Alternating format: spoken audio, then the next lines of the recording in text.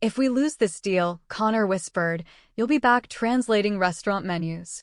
Rebecca didn't look at him. Didn't flinch. Her eyes stayed on Mr. Ling across the table, the COO of Zoo International, calmly stirring his tea as if the fate of the world depended on it. In a way, it did. 12 men in charcoal suits lined the lacquered table in OrbisTech's Shanghai office. They hadn't blinked since Connor barged in 15 minutes late, reeking of Palo Alto arrogance and sandalwood cologne. He thought charm was volume and negotiations could be bulldozed with tech bro jokes. He winked. He joked about taking the merger to the moon. Mr. Ling didn't react. Rebecca spoke again, crisp and precise Mandarin flowing from her lips like a sharp blade. Understand the importance of keeping local operational autonomy. That clause will remain untouched. Mr. Ling nodded slightly. His colleagues whispered among themselves. The stakes were massive. A $180 million, 5-year deal for logistics and AI integration. If it failed, OrbisTech's whole Asian strategy would collapse like a cheap table in a storm. Rebecca had spent 11 months living and breathing this deal. Zhu trusted her because she listened, because she understood. She knew that in Mandarin, silence wasn't weakness, it was strategy. She knew when to bow slightly, when to let pauses stretch until the other side filled them. And above all, she knew when to stay quiet. Connor did not. Let's circle back on autonomy, he blurted, switching to English. We're giving away too much. We have leverage. One of the Zoo lawyers adjusted his glasses. Mr. Ling's faint smile vanished. Rebecca stayed calm. As we discussed previously, Connor jumped in. I wasn't at the last meeting, so let's reframe it. Reframe it like a TED Talk, not a cultural minefield where one wrong word could cost $250 million. Rebecca inhaled quietly. She smelled the cheap plastic chairs, the polished table, the burnt coffee in the hall. All of it screamed corporate theater, with Connor as the lead clown. She turned back to Zhu and said in flawless Mandarin, let me briefly explain the context. A few executives relaxed. One even smiled. Good, she thought. Let them see who's fluent and who's flailing. Connor leaned over, voice dripping with condescension. Becca, you've been great as the cultural liaison, but this is strategy, my lane now.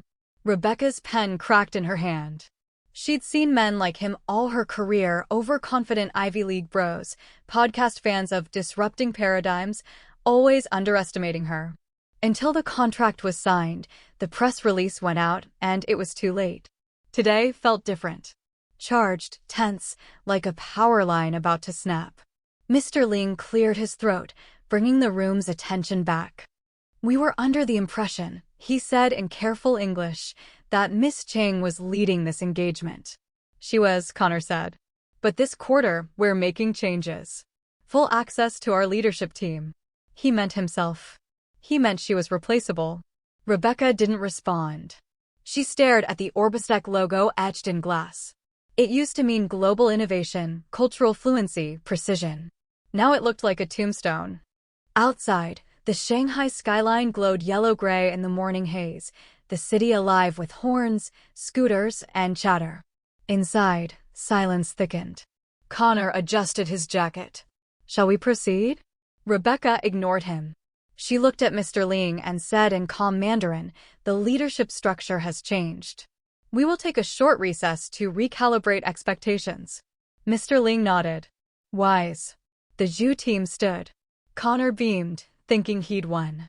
Rebecca rose slowly, jaw tight, gathering her folder. Weeks ago, she had started drawing up exit plans. A contact at J had asked if she'd ever considered leaving. She hadn't answered. Not yet. Now, after being reduced to a cultural liaison, while this overconfident frat ghost hijacked her work, she had her answer. The moment it happened, absurd and perfect, she thought she'd misheard him.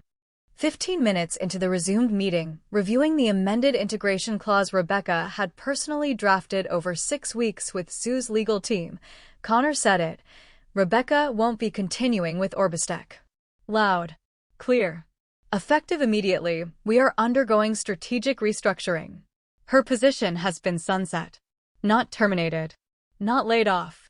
Sunset, like a PowerPoint slide being replaced by a newer, shinier template. The room froze. Mr. Ling's teapot hovered midair. Deputies blinked rapidly. Rebecca didn't move. Her face stayed blank, her mind cold. Not panic, something harder. Connor hadn't looked at her. He spoke as if she were already gone. "Connor," she said evenly, "step outside with me." "No need, Becca. Company business." "Transparency's better," he said, smug. But she saw the twitch in his jaw. He'd planned this.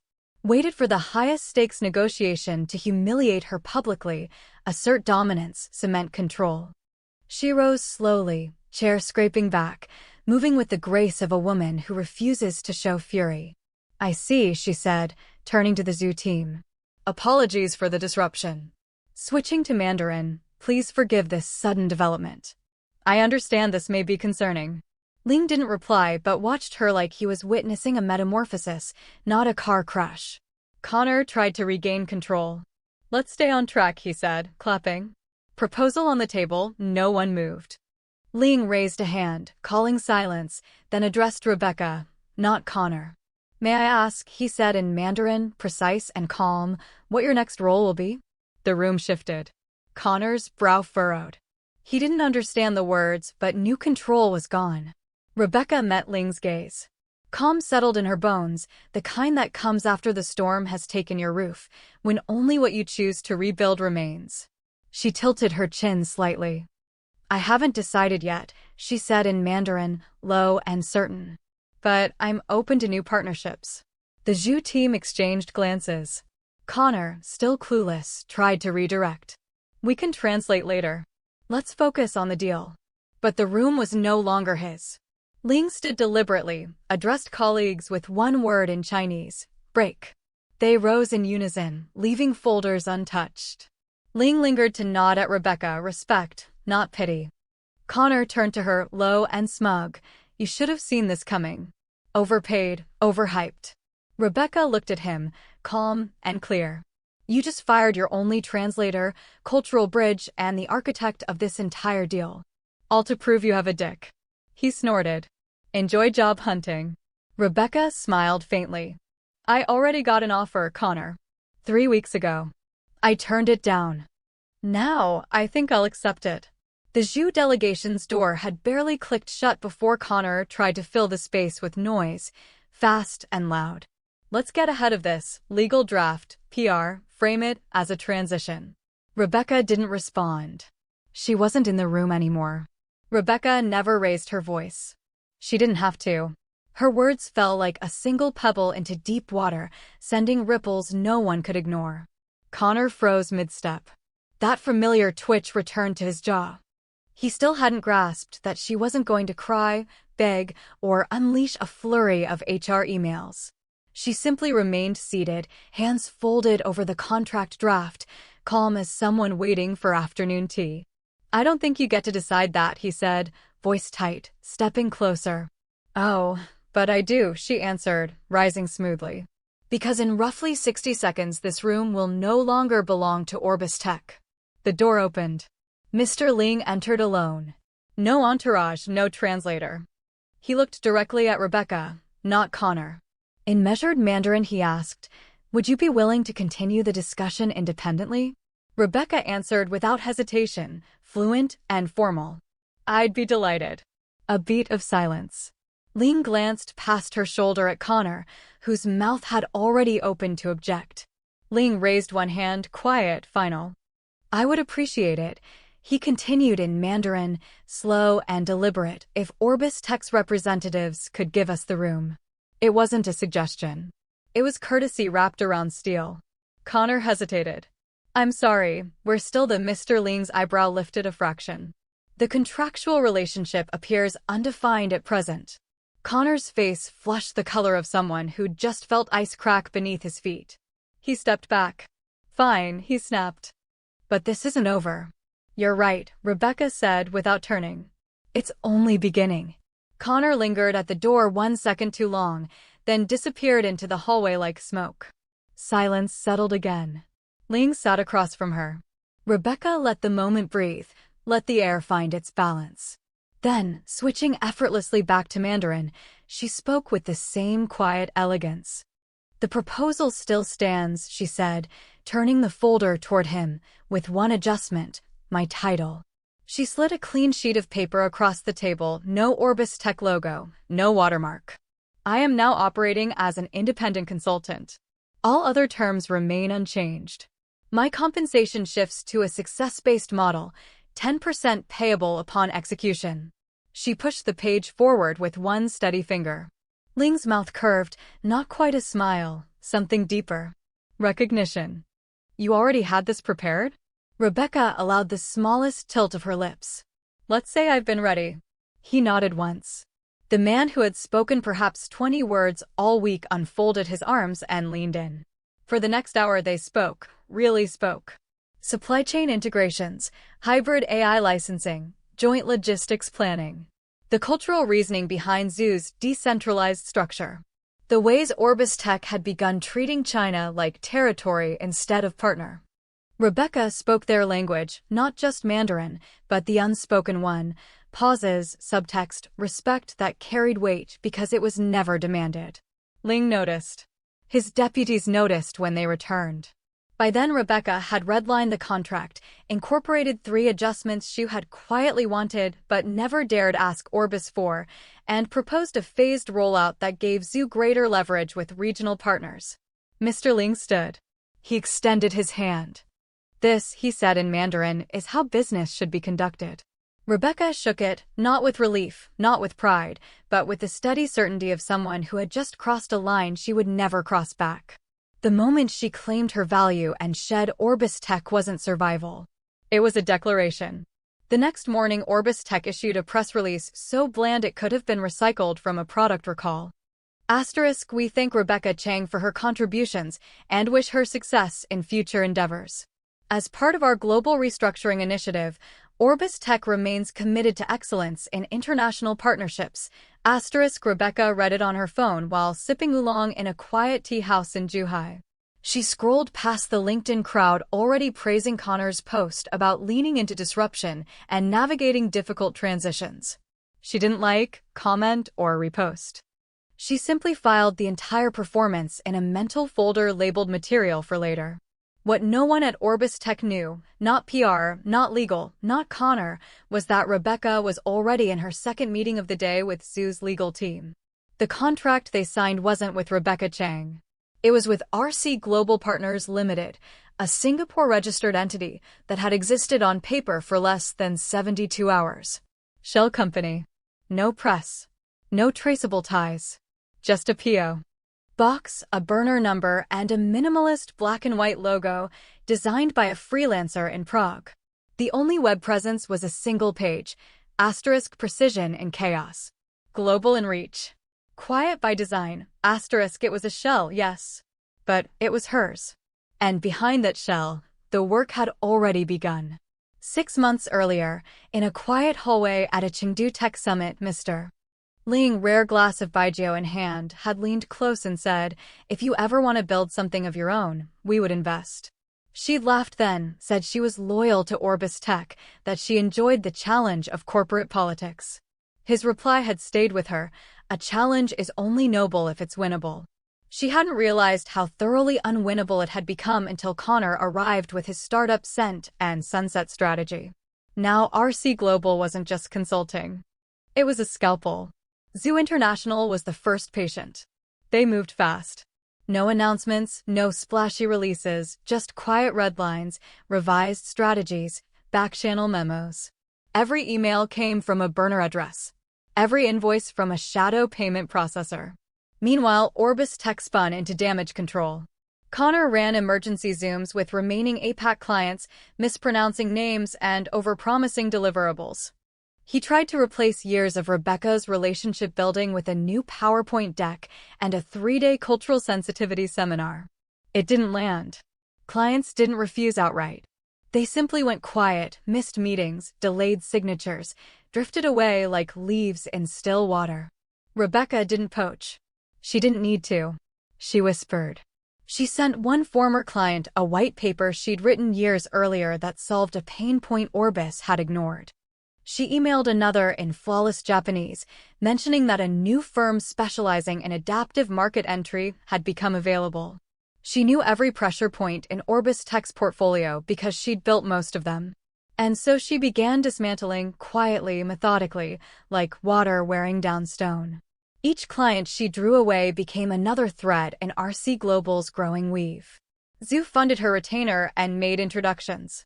A German logistics firm asked her to audit Orbis's AI framework. A Singapore startup offered equity for help navigating Chinese export regulations. Rebecca moved like smoke. No social media. No office. Only encrypted calls at odd hours, signal chats with CEOs, long walks in parks where no one could overhear. Every time she passed an OrbisTech billboard or heard Connor's voice on a conference stream, she smiled not from bitterness, but from the quiet certainty of someone turning an empire into raw material, deal by deal, name by name. And no one, not Connor, not legal, not even her old assistant, had any idea. The first tremor came as a calendar invite. Subject: Urgent JU account transition call, mandatory attendance sent by Connor's executive assistant at 3:14 a.m. East Coast time. It arrived like a scream no one else could hear. At 9 a.m. sharp, 7 OrbisTech executives logged in, bags under eyes, ties crooked, coffee clutched like a lifeline. Connor joined last, sweating through an aggressively blue blazer, trying to project control. "All right, team," he said, flashing a smile that looked glued on. "Let's get ahead of this narrative." There was no narrative left to get ahead of. JU International had stopped returning calls. Not to confirm meetings. Not to clarify timelines.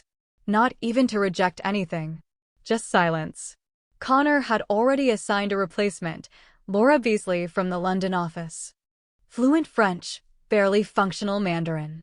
She'd introduced herself in an email JU never acknowledged. Followed up twice. Then stopped. Connor had called Ling's assistant directly. Voicemail. Ping Zhu's business development lead on WeChat. Read receipt only. Emailed in-house legal. Bounced. Recipient has left the organization. He didn't know it yet, but JU was gone. They had simply stepped through a door he'd left wide open and never looked back. Meanwhile, Rebecca sat in a rooftop bar in Singapore, redlining an expansion agreement with Zhu's Southeast Asia partners, sipping a lychee cocktail while a jazz trio covered smells like teen spirit.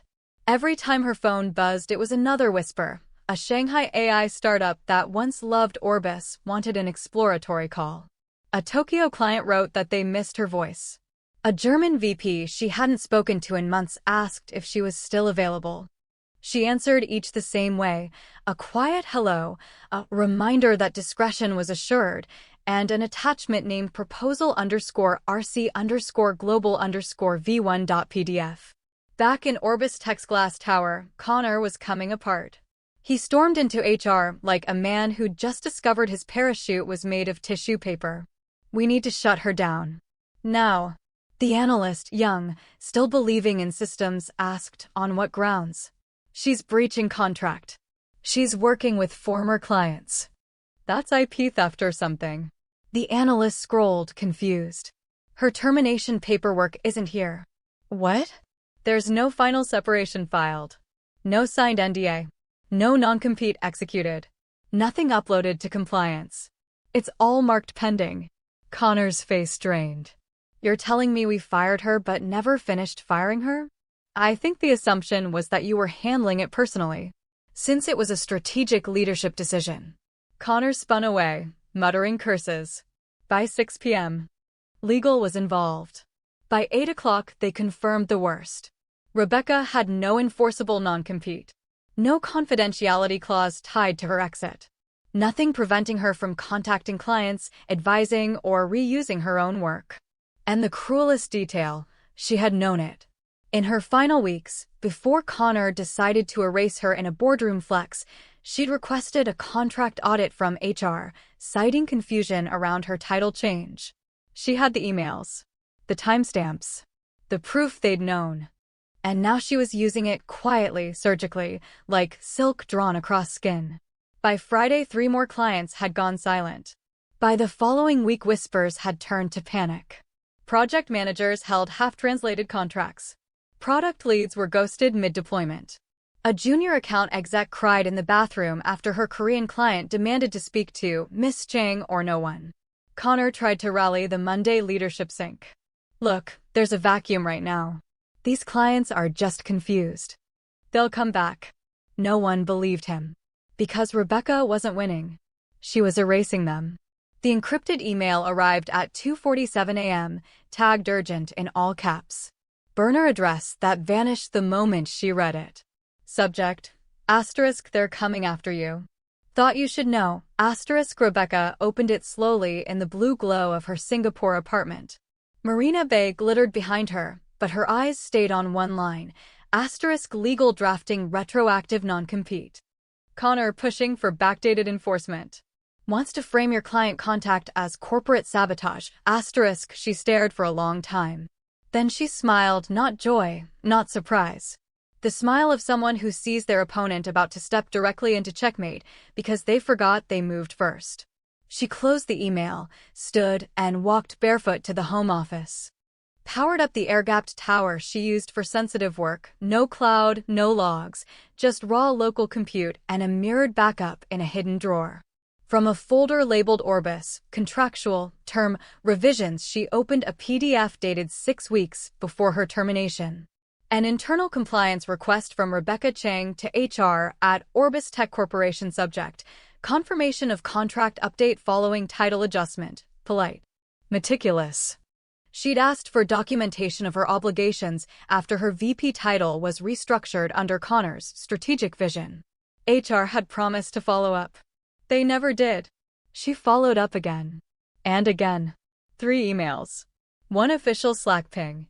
All saved. All timestamped. No NDA. No non-compete. No addendum. And then the detonator. A CC'd message from Connor himself, 2 days before the negotiation implosion. Asterisk, I'll take care of Rebecca's exit. We don't need to waste legal's time. Just cut her access. It's overreach. Asterisk, corporate vanity dressed as efficiency. Fatal. She zipped the archive, attached it to 2 emails. First, to Alina Basha, attorney, corporate defense. Subject: asterisk, potential escalation. Please review attached. Asterisk second, to Natalie Hong at Business Week. Subject: OrbisTech's quiet collapse, for your eyes only. Natalie had reached out months earlier, sniffing around layoffs, missed targets, questionable deals. Rebecca had politely declined to speak. Now the calculus had changed. The email to Natalie was clean, not bitter, a trail of receipts, dates, threads, red flags ignored. A single line at the bottom: if you'd like to see what weaponized oversight looks like, call me. She closed the laptop, walked to the kitchen, and poured still water with a twist of lime. No toast. No cryptic social media post. This wasn't victory. This was positioning. Later that morning Alina called. Voice sharp, dry, surgical. They're bluffing. Connor's legal threat will collapse in discovery. We have documented intent, failure to execute, and demonstrable harm if they try retroactive enforcement. Good, Rebecca said. But I don't want them to back off. Silence. Then, what do you want? I want them exposed. I want this named. I want every investor who backed Connor's vision to see exactly what it cost. A long pause. Then Alina's voice shifted to the cold purr of machinery. Understood. By end of day, Natalie replied, asterisk, I've heard rumors, but this is smoke with a bonfire underneath. I'd like to meet. Off the record. For now, asterisk. Rebecca leaned back, crossed one leg over the other, and watched late afternoon light bleed across the skyline like a match held to paper. Let them come. Let them draft desperate memos, boardroom lies, late-night PR spin. She had already sharpened the blade. Now they were walking straight toward it. The press didn't scream. It whispered. It began with a 5-line item buried in the international business section of the Straits Times. Asterisk Zoo International has entered into a strategic partnership with a boutique consultancy based in Singapore. Sources say the firm will oversee Zoo's Asia-Pacific integration strategies moving forward. Asterisk no name. No logo. No direct mention of OrbisTech. But insiders knew. They knew when RC Global's IP address appeared in 3 data rooms that once belonged to Orbis. They knew when Zoo's procurement team issued a blanket cancellation of all pending license renewals. They knew when OrbisTech's legal received a 7-word reply from Zoo's COO, "We are moving in a different direction." By noon, the whispers reached New York. By 4 p.m., OrbisTech stock had dropped 6%. Low volume, but sharp, a twitch in the bloodstream that traders recognize instantly. Slack channels inside Orbis became ghost towns. No client wins. One lonely post. "Does anyone know where Laura Beasley is?" No reply. At 6:18 p.m. Business Week published. Title: OrbisTech in Transition. What's behind the Zoo disengagement? Soft. Careful. The kind of story that doesn't burn the house, just flicks a match at the curtain. Halfway down, in a context paragraph, the first crack of thunder. Sources familiar with the deal suggest Zoo's new advisory partner includes former OrbisTech executive Rebecca Chang. Rebecca was in Jakarta when it dropped, waiting in a quiet tea salon behind a rooftop co-working space. Her assistant showed her the article on an iPad. She didn't flinch. She sipped jasmine tea and asked, "Have they issued a response?" "Not yet." Rebecca nodded once. "They will." Across the ocean, panic bloomed inside OrbisTech like a gas leak. Connor paced outside the executive suite, barking into a phone, sweating through a monogrammed shirt. "We need a statement. A denial. Something." Legal stalled. PR ghosted. Investors started calling. The dip became a slide, 9% by morning. Not fatal. Sharp enough to rattle the board. Shareholder chats lit up with negligence and structural incompetence. That afternoon, Rebecca's phone rang. Private number. Old ringtone. She answered. "Rebecca, it's Martin." Martin leaving, early investor, founding board member, the man who'd watched her build 15-hour strategy decks on gas station coffee in San Francisco. "Didn't expect to hear from you," she said. "You always knew when to keep your powder dry," he replied. "I respected that." A pause. Wind noise on his end. Then, with the gravity of someone who'd seen too many balance sheets bleed out because of ego, "Can we meet?" She didn't ask why. "Singapore or Hong Kong?" "Hong Kong. Quiet place. No reporters." "Tomorrow. I'll send the plane." They hung up without goodbye. Later that night, Rebecca walked the length of Clark Quay alone. The city hummed soft and humid around her. She passed glowing OrbisTech billboards, * seamless futures. Powered by us, * the image already looked brittle, like a mask melting in the heat. She wasn't dancing yet. She hadn't uncorked champagne or written her final line. Because the climax wasn't a headline. Not yet. It was a meeting. A hand extended in private. A chance to aim higher than she ever could have from inside the gilded cage of Orbis. Connor's hands shook as he flipped through the printed NDA packet, dozens of pages, dense, all bearing the same quiet line buried in the boilerplate. RC Global Partners Limited may be consulted independently for strategic oversight, subject to mutual confidentiality. It was there in black and white, in contracts signed 2 or 3 months earlier, dated after Rebecca's firing, filed by former Orbis clients, now officially ex-clients. And worse, most of the documents had been sent to OrbisTech's own compliance team as a courtesy. Connor slammed the folder shut. "Get me a call with legal. Right now." But legal was already on with Martin leaving. 2 days later, Connor stormed into the shareholder meeting like a man expecting mutiny, but hoping he could still bluff. "Before we begin," he said, forcing a smile, "I want to address some noise that's been circulating. There have been unsubstantiated claims about client relationships, specifically involving a former employee." "Let me be clear, you mean Rebecca Chang?" someone interrupted flatly from the back. Connor froze. Eyes swept the room, investors, board members, senior stakeholders.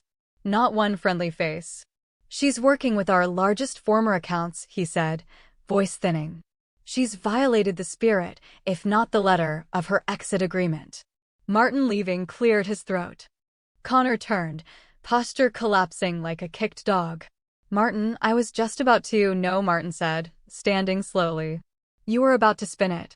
He pulled out a leather folder, unbuttoned it, handed a stack of documents to the general counsel at the head of the table. "Emails," Martin said, "from you, confirming you'd handle her exit personally. No HR involvement. No contract finalization. No legal oversight. You fired her mid-contract without process. And now you're blaming her for walking out of a door you left wide open." Connor's mouth opened. No sound emerged, just the soft static that fills the air when a man realizes his spotlight has become a heat lamp. Another board member flipped pages. She was never bound by a non-compete. Martin nodded. "And her firm is doing precisely what we used to hire her for, only better and for more clients." Connor tried one last time. "So what?" "We just let her dismantle us from the outside." "No," Martin said. "We ask how she did it. And why we let you run things straight into the ground while she quietly ate your lunch." Silence. Then, softly, "She's agreed to testify at the ethics review next week. Voluntarily." A ripple moved through the room. Connor's face cracked, panic seeping beneath the lacquered smugness. "You talked to her?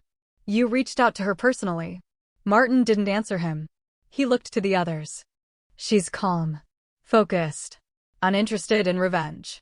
Fully prepared to clarify what she experienced here, what we all missed while chasing quarterly illusions and inflated leadership resumes."